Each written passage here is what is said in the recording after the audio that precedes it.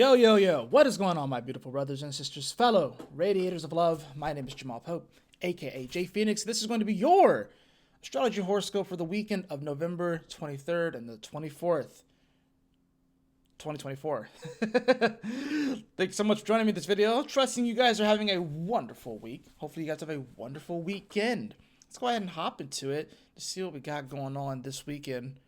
See how we can navigate these celestial energies. We have an interesting weekend ahead. We're going to see that moon in Virgo, and it's going to make some very important aspects. We're also going to see Mercury slow down in station on Sunday, getting ready for that retrograde. And this is definitely going to be an interesting weekend to help to put things in perspective and for us to start to come to terms with the new reality. It's almost sort of like a time jump with this one, and I'll explain. So, of course, we do have that sun in Sag, which is all about seeing the vision, seeing into the future, seeing what is possible. And then, of course, we can hopefully take that vision and make it more concrete in Capricorn season. But this is all about the vision. So we're going to see that moon in Virgo. Of course, when the moon is here in Virgo, we are a lot more emotionally tapped into just the day-to-day reality and the facts. But it's interesting with this moon because it is being disposited by this Mercury in Sag, which is in its detriment here in Sag, and it is slowing down to a crawl. So, but before the moon reaches that spot, here on Saturday, we are going to see the moon make an opposition over to Saturn here. And we got to remember that this is the first time that we've seen the moon oppose Saturn while Saturn's been direct, since it's gone direct. So, remember, Saturn went retrograde, and it's been retrograde for quite some time. This is going to be the first time that we see this moon oppose Saturn. And what's interesting, too, is that these energies naturally oppose each other because the moon rules Cancer, Saturn rules Capricorn. But now they are in... It's interesting now because the moon is in an earth sign and Saturn is in a water sign. So this is... And Saturn in Pisces is very much so the ship. It's the ark. It's the captain and how to navigate these waters, right? And it is in Pisces. And the moon in Virgo, this can be someone who may be super concerned about the details of everything and the facts and whatever like that. And this also can make us a little, I would say, like, especially from like an emotional or a soul aspect, sort of be like, oh, you're crazy if you do that, right? Because Saturn in Pisces, it's like, it's someone that, has like, Saturn does have this structure and stuff like that, but with it being in Pisces, this is about like, how do we bring these greater dreams and this greater vision and make it more concrete and actually like show what is truly possible? Moon and Virgo will look at that and kind of be like, there's no way that's even possible, right? It's like, that's not realistic. So we've been dealing with moon opposed Saturns while Saturn's been retrograde, and we've been asking ourselves, okay, but what is realistic? Maybe the way that I feel about it or the way even I think about it, because this moon is more affected by Mercury because this is Mercury's home. So the emotions and the thoughts are a lot more, they come more together whenever the moon is in, say, like Virgo or Gemini, right? So we were thinking about these things more, and they're influencing our emotions more. So we're thinking about, the reality, the day-to-day reality, and now it's morphing and now it's shifting. How is it changing? What is possible, right? So we just got to go back to the last time that we saw, his Saturn. If we just go back to when it retrograded, right? Back in June. So if we just go back to that, and I'm going to just take this to like weeks or so, right? So if I go, let's see. If I go forward, okay, that's when it retrograded. So we would have to go back to... Okay, so yeah, we would have to go back. I like just doing this in the moment so you guys can actually see this too. We're gonna have to go back to June 13th, which was the last time that we saw this moon oppose Saturn while it was direct, albeit this was when Saturn was moving a lot slower, mind you. And it's moving slow now, but this is when it was moving slow and it's getting ready to stop. Now Saturn's moving slow and it's coming forward. So I'm actually a little surprised that it's not showing this right now. It's just showing It's not showing my sheets for some reason. That's weird. But this was the last time that we saw this energy, right? Sun, of course, was a Gemini. It was actually squaring this energy, as was Mercury, as was Venus. This is when we had that whole Gemini party, right? So things, of course, are a little bit different, but this was the last time that we actually had this. This is the last time that we really thought about, is that really possible? That can't happen. So think back to your life in June, right? Think back to your life and look at the things that you were more skeptical on, and you were looking at for more an analytical eye, and look at those things and see where has the time skip been. Because I guarantee you can look back at this time and be like, "There's no way that could happen." I know I could. If you had told me back in June that I was going to be over 5 stores, I would have thought you were crazy, right? Because I think at this point, everything that happened at, where I work and stuff like that, I'm pretty sure that the previous leader or the previous regional manager, I think this was around the time that she was about to leave. And things were getting like very, very weird and stuff like that. And I wasn't even a store manager, although I had been a store manager at that point, but I wasn't even a store manager. I was kind of just like, I was like a store associate, but had done management and had done training and had done a lot of these other things. So I had a lot of experience, but at that point, I wasn't necessarily keen on being the head of 5 stores. That wasn't really something I was thinking about. This was the last time that the moon opposed it. So if you had asked me back then, hey, so come starting in August, because that's when it started. It's like starting in like late July, going into August and stuff like that, you're going to be taken over. And you're not really going to be appointed. You're going to actually put yourself there. You're actually going to elect yourself. And I'm like, what? No way. That's not going to freaking happen.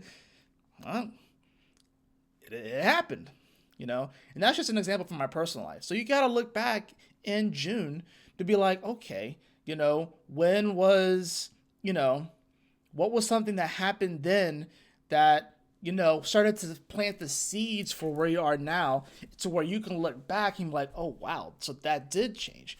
And Saturn is about time, but with it being in Pisces, it's like a time skip almost.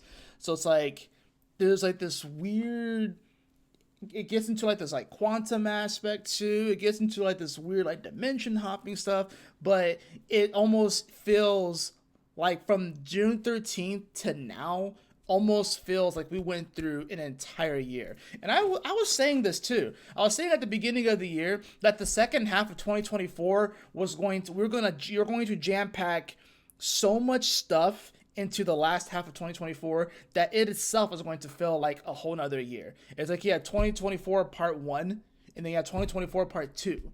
And people thought that the first part of 2024 was crazy, and that was with the eclipses that happened, right? I'm like, dude, no. The second half of 2024 is where things are going to get really, really spicy, right?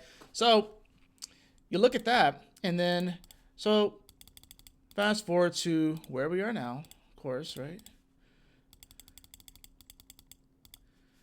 So we are going to see this moon oppose Saturn here at 12 degrees. And this is just the beginning, because this really just kicks off the energy of the weekend. But it is going to be sort of this moment where we kind of look back, and this is, like I said, the first time that the moon is going to oppose Saturn after this retrograde period since June. And it's sort of like the first time we get to kind of emotionally review everything that's happened over the last several months, especially when it comes to our spiritual integrity, especially when it comes to, in many ways, our spiritual development, and what responsibilities did you take on or did you relinquish? Because this is Pisces, so this is also about letting go. What things did you let go and what things did you take on? So that's really what's going to happen. And how did it affect your day-to-day reality? That's what we're going to really start to come more into that. Now, as we move on, we'll see that this moon will make a nice little trine over to Venus. Venus, of course, which is coming off of the sextile to Saturn, right? So this could be a nice moment where this, especially since this is towards like the later half of the day, this can be sort of that moment where it's just like, okay, so based off of the sort of review period that we got from Saturn, and now it's trining over to Venus, right? Remember, this Venus and Saturn have been a mutual reception. Venus exalts itself in Pisces. Saturn enjoys being at home in Capricorn. Now the moon has made aspects to both of these, right? So we can take that understanding and integrate it, and we can either be open to receiving a lot of the lessons, because Saturn's about lessons, a lot of the lessons that have come over since mid-June, and integrate it and see how we can even plant more seeds so those can grow, because this is earth energy, right?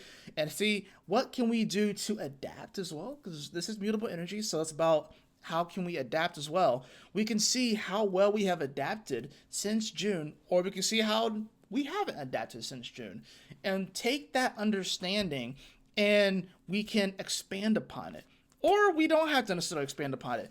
Maybe we find out that those seeds that we planted in that particular spot, maybe they didn't necessarily work out as well, but they still taught us some lessons. So maybe we move those flowers to another spot in the garden where it's going to receive better sunlight and it may grow a little bit better. So that's just kind of where we are, especially if it's anything that's like new that you got kind of thrusted into. The first, since June, that's been like a trial period. Now that you have a little bit more experience under your belt, you can kind of figure out what needs to be shifted around and what needs to be moved. So this moon trining over to this Venus can open you up and allow you to see what changes can be made so you can have more growth, or maximum growth, if you will, right? Now, as we continue on into Sunday, we'll see that moon, of course, square over to Jupiter. Of course, this is going to be happening earlier in the day, so it's not something that we're really necessarily going to feel, at least here in America. If you're in Europe, you'll definitely feel this a little bit more, right? So, and of course, this is definitely going to be getting into a lot of the, especially with Gemini 2 and Jupiter. And Jupiter, I'm also getting the feeling like there may be something that comes up with just in relation to like foreign countries or foreign people or immigration. I think that's a huge thing that's going to start to kind of come up with the Sag season, because Sagittarius is all about foreign places, right? And Mercury is retrograding here too. So we're going to start to think differently about immigration, and we're going to see things about, I mean, we're already seeing it, but see more things about deportation come up. And it's not just happening here in America. A lot of people just think it's happening here in America. No, this is happening in Europe as well, right? So you're going to see a lot more of these conversations start to pop up now. So this moon, but the one that I really want to talk about is this moon that's going to square over to Mercury. And the reason why I'm focusing on the moon so much is because while there's not really a ton of other things happening between other planets, it's kind of quiet between some of the other planets. Some of the aspects are going to be building, like I mentioned, the Sun, Venus, semi-square. That one's going to be building, right? And of course, we're building up to, like I said, this Mercury retrograde and this Mars retrograde. But the moon is the trigger point this whole weekend to kind of have us reflect on these various things. Now, this moon square Mercury is a very interesting one. It's happening here at 22 degrees. And the reason why this one is interesting, I think it's cool that's happening pretty much in the middle of the day on Sunday. So it's like everybody's going to feel it, right? Because if you're in Europe, this is going to be in your evening time. If you're in Australia, you're probably asleep. But if you're in Europe, this is going to be like in your evening time. And then, of course, in America, this is going to be like our early afternoon. Now, Mercury, like I said, it's slowing down. It's getting ready to retrograde. It's getting ready to station. It will station right after this square happens. Now we're going to be dealing with the reality. So we dealt with the opposition to Saturn. Now we're going to be dealing with our thoughts and our beliefs and these bigger concepts that people have been debating, and people have debated for years, but we're going to start to debate them more and more and more, right? So that's the interesting thing about this. This is one of those moments where it's like people are going to have certain ideas and beliefs and ideals, and they're going to want to champion these things without necessarily looking at it. But here's the thing, it's coming to a halt. It's not that people aren't going to believe these things anymore. It's that people have to go back and restructure and rethink about it and look in the mirror, because this Mercury is about to retrograde here. Meanwhile, this moon in Virgo is all about, well, this is the reality of it. This is how I feel about it, but this is like the reality of things. These are the facts. This is, these are the different details that you may not be thinking of So there's this interesting dichotomy here where we are going to want to, communicate these things and be really fired up and passionate about it and communicate our beliefs and stuff like that. But then Mercury stations and literally is like, hold up for a second. Wait a minute. We might have to remix this. And the square with this moon in Virgo is going to make some people very uncomfortable, because then they're going to come face to face with reality and realize that just because you believe something doesn't necessarily mean that it's true. There could be elements of truth to it, but it doesn't necessarily mean that it's true.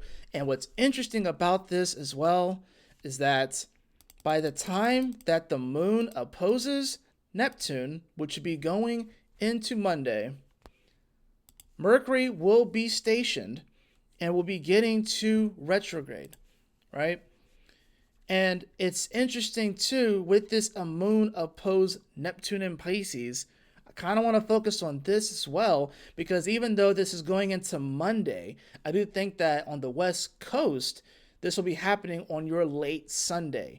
And this is going to be a moment, especially after the square to Mercury, which is slowing down, where we start to look at the fabric of reality and look at, and I want to focus on this because it's the West Coast, so I'm thinking like Hollywood in the movie industry and all this sort of stuff, where we start to look at these things more and start to question is like, why do I believe that, superstars or celebrities should get all of this attention or should get all this sort of stuff? Why do I believe what that particular celebrity says, whatever like that? And, what about what I think? Why do I follow that particular person and stuff like that?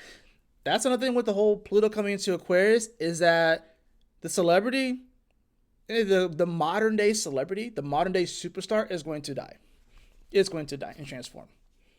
Because Aquarius is all about the stars. It is the star. It's the star card. Pluto in Aquarius is about to kill that. But it's going to transform it, and it's going to make it into something that's more updated. But you're going to start to see a lot of your favorite stars and celebrities you're going to start to realize that they are human too, right?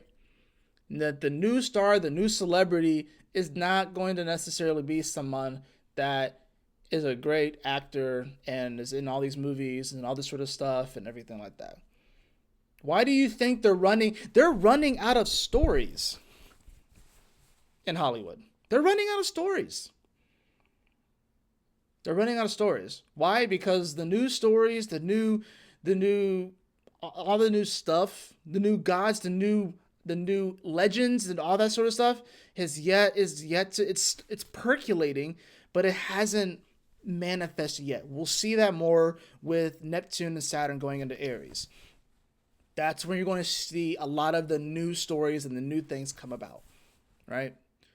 So I think it's interesting that this opposition happens, at least on the West Coast. It's going to happen on their Sunday, and it's the last aspect, of course, that the sun makes before it goes void, of course. But like I said, by this point, this Mercury at 22 degrees is going to be stationed. So I wish it would show this. I wonder if I can get it to show it, because it's not. So it's showing that, and then there we go. So you see, it's going to be stationed. And it's interesting too, because Saturn, moving at the pace that it's moving, is moving at about the same pace as it did the last time that the moon opposed it, when it was direct. Except this is it's starting to rev the engine up. Before it was slowing down and about getting ready to go backwards. So it's a little bit different, right? It's slowing down from moving faster. This one's picking up speed, right? So the engine is starting to get going in many ways from a Saturn and Pisces standpoint. But like I said, as that's coming on, Mercury is about to retrograde. And Mercury retrogrades are fast, but we're going to see a lot of conversations. We're going to see a lot of conversations that are going to be revisited about religion, about beliefs, about immigration, about foreign places. A lot of the socio geopolitical stuff, we're about to see a revisit, and a lot of that stuff come up here for the Sag season, right? It's about the fact that Mercury retrogrades before Thanksgiving. The conversations at Thanksgiving this year are going to be lit because you will probably be surprised. A lot of people want to avoid the conversations. There are going to be some conversations that you have at Thanksgiving that are going to shock you because you're going to be realized like, oh wow, I didn't know we actually vibed like that. You're going to see some people that are going to jump ship. You're going to see people switching sides. You're going to see people doubling down on their side, but you are going to see a shocking amount of people that may not necessarily see 100% eye to eye to you with you, but they're still somewhat along the same path, right? It's you'll have a conversation with someone, like, say for example, right? I'll use politics as an example. Like, for me, I'm not necessarily like the biggest gung ho Trump supporter, right?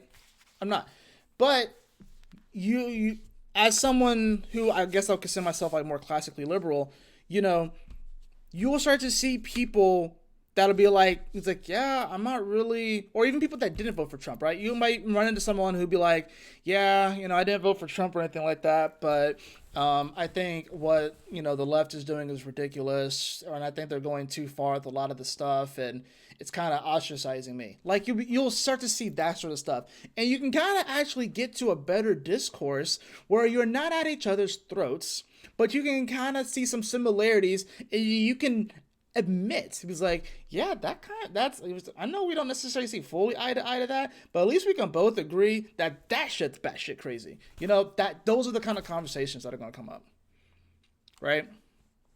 And those are the things that are going to be revisited here. So let me close that, and then we move that back up. And just for shits and giggles, I want to read 22 degrees of Mercury, because I'm interested to see what it says. So that's what we're going to do.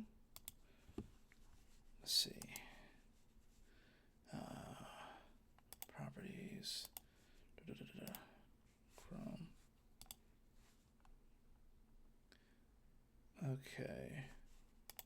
Okay, so Sag 22.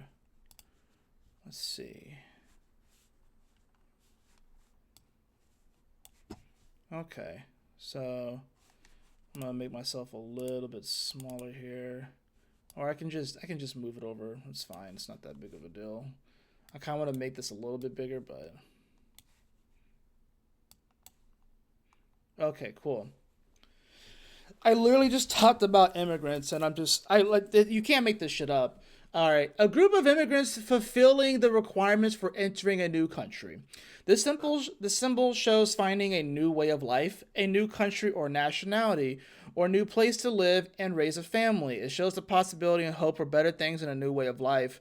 Whether you are an immigrant or someone looking to move into new territory, you need to be prepared to venture out into new adventures for the promise that's offered. Once you fulfill the requirements, you can move into this brand new life and reap the rewards. There may need to be adjustments about the way one communicates one's thoughts and ideas. Be receptive to this new way of life, and you'll learn much. Reorientation of self, learning new languages or customs, passing tests or not. Asylum, immigration, the Statue of Liberty, papers, qualifications, refugees, laws, borders. Inflexible traditions, the pursuit of the unknown, rigid border controls, custom restrictions, being rejected and sent back, not filling out the paperwork, lack of credentials. This is going to play out. I mean, we're going to see it play out immigration-wise. Why do you think Mercury's literally retrograding on this spot? Like, you can't make this shit up. But it's not even just going to be about it. You can apply this to like a new job. You can apply this to maybe you are moving to a new state or new place, right? You can also apply this to you waking up your spiritual superpowers. And There are certain requirements that you needed to have, certain experiences that you needed to have before you can enter into this new energy or this new country, if you will, or this new vibration. Some of those requirements was the dark night of the soul. Some of those requirements were the panic attacks and the anxiety that you had over awakening your true spiritual self, because that is going to come with a level of, you dealing with your own psychology. So there's certain requirements that you had to meet. It's like it's like a spiritual or mental fitness test. You had to prove that, hey, can you do 100 push-ups? Okay, cool, you can do 100 push-ups. But I'm using that as like a metaphor here. Okay? But that's kind of how it was.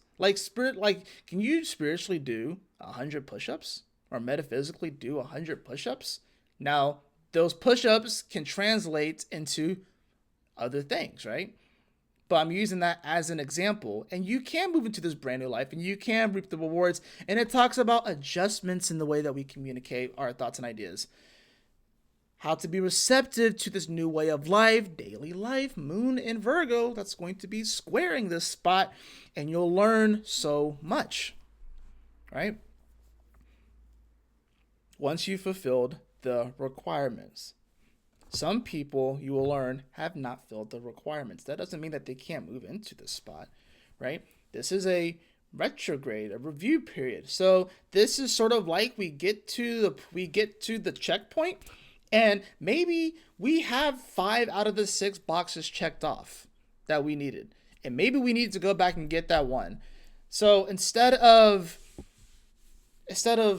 being so down on ourselves, instead of being overly rigid about something, instead of just being like, oh, well, if I'm not good enough or whatever, like instead of giving up on it, instead of pitching a fit about not having it, go back and you get it. This is sort of like, I'm going to use another analogy for like video games, like a RPG. This is like that moment where you accidentally, and this is Sag. Like, so Sag is all about travel and all this sort of stuff too. This is that moment where you accidentally wander into a territory where the monsters in that level are like way overpowered, and you walk in there and you think you're good. Like, you think you're good. Like, you're like level 20 something, right? You think that you're good and going to the spot, and then you come up against something, and there's even a vision aspect. You see it, and it's like level 50. It's like double your level. And you're like, oh shit, I don't think I can beat this thing. And you turn around, and the monster chases you and beats your ass, and then you respawn back at your home base. It's like you accidentally wandered into the wrong area. And it's like, nah, you weren't ready for this yet. But don't take that as like a bad thing. Don't take it as a learning experience. If you wandered into a spot and you kind of got beat up a little bit, that's part of the requirements. Part of the requirements for this is the fact that you wandered into an area and you got your ass handed to you. But instead of just sitting back and not doing anything about it, you did something about it, you trained, and you came back and you conquer. Right? So by the time that Mercury reaches this degree out of its retrograde and comes forward, you can conquer. I could probably make a whole video on this Mercury retrograde. So that's where we are with this, and I hope that this helps. We can even look ahead at when Mercury does come forward, right? So, or when it hits 22 degrees again, honestly, that's what we should look at. So it's going to be in January when it comes off that degree. So yeah, it looks like January 3rd going into January 4th, right? So how interesting that it'll be that Mars will be retrograde at 0 degrees and opposing this Pluto, right, where Pluto is right now, and how Chiron will actually be moving forwards at 19 degrees where the solar eclipses were, right? And this moon will be conjuncting Saturn that same day. and Neptune will be forward. And look at that, the North Node is at 0 degrees of Aries, making the trine over to Mars. And this is this is like, if you look at like draconic charts, this is where everything like kind of like resets. So, and we're getting ready for the North Node to come into Pisces and the South Node to go into Virgo. So utilize. So this is a really important moment here this weekend that's going to kickstart an incredible evolution over the course of this Sag season and over the course of that first half of Capricorn, right? I think it's interesting too because the sun is where Venus is right. No, the sun will be where Venus is right now, right? So, yeah, I know that was a lot. But I hope that this message, and I trust that this message will assist you on your journey this weekend. I feel like this is going to be a weekend of reflection. Don't be afraid, but just know that you are more capable than you realize, and you're prepared for this. You've been guided to this moment. Interesting, the death card popped out, right? So we're kind of revealing what's behind the veil, the fears that have been behind the veil that we are wondering, if I do this, then it's all going to hell, or this happens, it's all going to, you don't know that. You don't know that. It might not. It might, but it might not. Right? So I think it's like so many people are catastrophizing in their head. And this is why Mercury is at detriment in Sag, because you can start to catastrophize, think of all these big things that could happen, but will they actually manifest? Is another story. It's a whole nother story. They could manifest, and seldom do they manifest in the way that we think they will. Yep, I have the Five of Swords in reverse. Literally, I'm talking about catastrophizing. We literally have Isis crying over Osiris with this. But the Five of Swords in reverse. So this is about like, don't rob from yourself and rob from your own experience because you are projecting a fear-based perception of this reality on what could happen. I'm not saying to not be prepared for different things that come up. Preparation is important, right? But don't live every day in fear. Live every day in gratitude that you get to experience another day on this planet that is far more magical than we have been fed to believe, and that you are living through some of the most pivotal times in human history. I also have the Knight of Wands in reverse too. So yeah, this is about, don't necessarily just rush right into things too.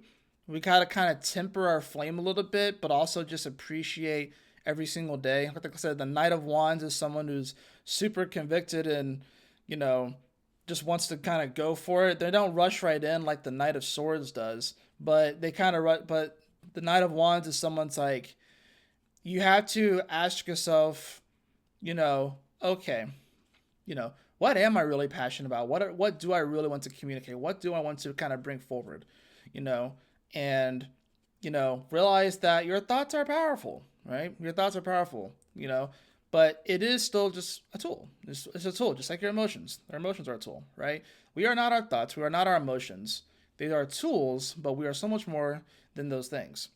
But if we're going to have these tools, we need to understand them more and utilize them in a much greater way to foster the evolution of humanity past where we are right now. And it's happening slowly, but we are going to start to see it kick up a bit here. And it's about realizing that, the way that we saw the world and the way that we thought about things before is changing forever. And that's okay. That's going to do it for your weekend astrology horoscope. It's a bit of a long one, but like I said, sometimes it just is what it is. But if y'all enjoyed this video, definitely appreciate it if y'all like, share, and subscribe. And y'all take care. Stay blessed. Have a wonderful weekend. I will see you all for the next horoscopes, which will be Monday. I'm gonna make it. Well, Sunday I'm gonna end up making Monday's video, or I'll make it tomorrow. But I'm gonna take some time, probably on Monday, to make the whole weeks, especially because the next week is Thanksgiving. So, but anyways, y'all take care, stay blessed. I'll see you on the next video. Have a great weekend. Peace.